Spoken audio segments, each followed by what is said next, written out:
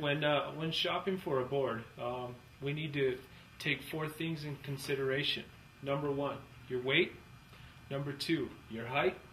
Number 3, your shoe size. And number 4, the most important one, your riding ability. Now with these 4 main things, we need to realize when shopping for a board, what board works for my riding style, for my weight, for my shoe size, and for my height. Now, we have all kinds of boards that vary in different ways. We have boards that are very stiff. It's hard to flex. So a board like this, which is very stiff, this board would actually work for somebody who's, 180 pounds, over 200 pounds.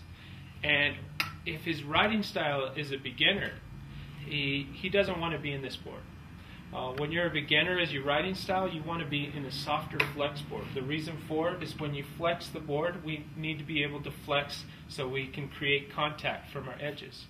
If you're a beginner and you're weighing 140 pounds and you're on a stiff board, the problem is that you're going to have a chance to catch your edges at a greater percentage.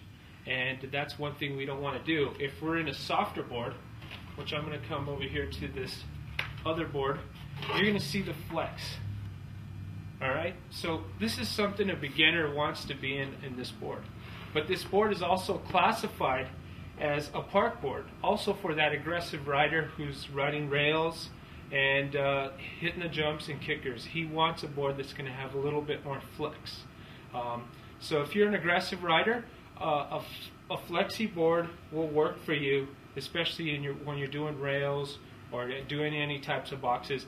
But it will also work for you if you're also a beginner. So this is a good board. You got to remember, for your beginner and also for your advanced snowboarder who's in the park.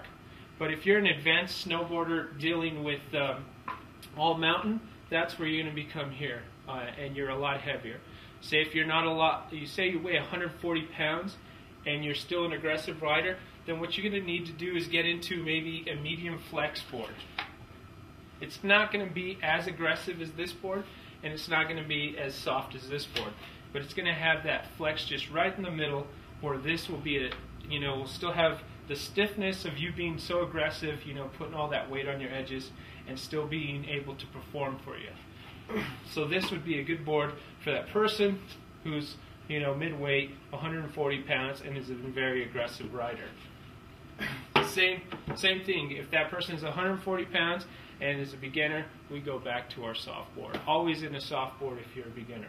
And you always want to size up a board as well. If you're a beginner, you want to be below your chin, because the shorter the board, the easier it is for you to learn snowboarding. Alright, now for those guys that have that size 13 foot, they do make boards which are wides.